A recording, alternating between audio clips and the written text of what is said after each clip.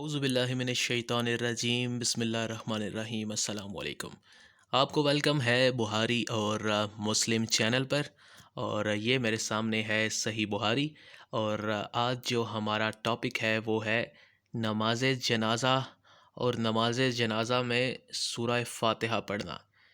آپ لوگ شاید حیران ہوں، اور آپ میں سے بہت سے لوگ پہلی بار یہ سن رہے ہوں گے کہ سورہ فاتحہ نماز جنازہ میں پڑھی جاتی ہے، کیونکہ جو ہمارے حنفی بھائی ہیں وہ آپ نے دیکھا ہوگا کہ وہ سورہ فاتحہ نہیں پڑھتے۔ وہ ایک تکبیر کے بعد ثنا پڑھتے ہیں، اس کے بعد درود پاک پڑھتے ہیں، اور پھر آخر میں دعا کر کے سلام پھیر دیتے ہیں، اور سورہ فاتحہ نہیں پڑھتے۔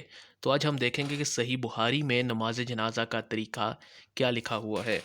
صحیح بخاری میں حدیث نمبر ہے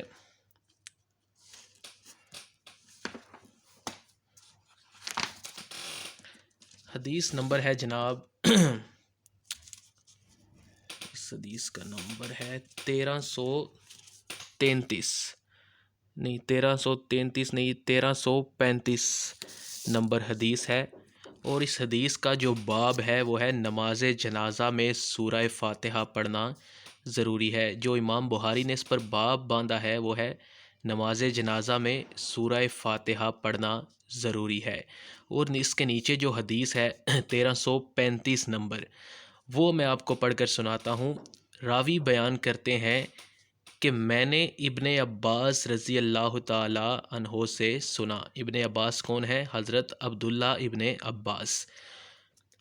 ان کی اقتداء میں راوی کہہ رہے ہیں کہ میں نے ان کی اقتداء میں نماز جنازہ پڑھی، اور جو دوسری سند ہے ایک اور راوی بھی یہ سیم حدیث بیان کر رہے ہیں آگے اس کا، کہ وہ بھی یہی کہہ رہے ہیں کہ انہوں نے حضرت عبداللہ ابن عباس کے پیچھے نماز جنازہ پڑھی، تو آپ نے سورہ فاتحہ ذرا پکار کر پڑھی، یعنی جیسے اونچی آواز میں آپ نے عشاء اور فجر کی اور مغرب کی نماز میں جیسے امام پڑھتا ہے ویسے ذرا پکار کر پڑھی۔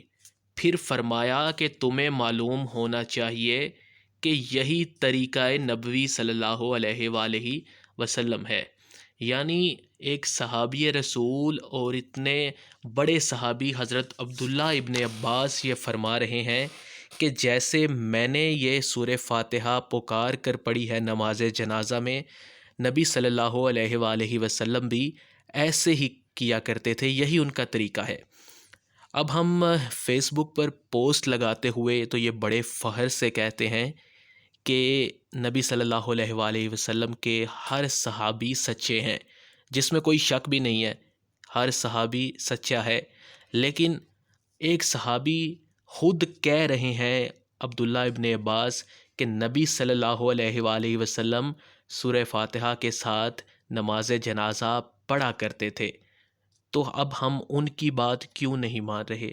کیا معاذ اللہ ان کی بات غلط ہے؟ بالکل نہیں، وہ غلط بیانی نہیں کرتے، صحابی رسول ہیں۔ تو وہ اگر کہہ رہے ہیں کہ یہی طریقہ نبوی ہے تو اس کا مطلب ہے کہ واقعی یہی طریقہ نبوی ہوگا، تو ہمیں ان کی بات ماننی چاہیے۔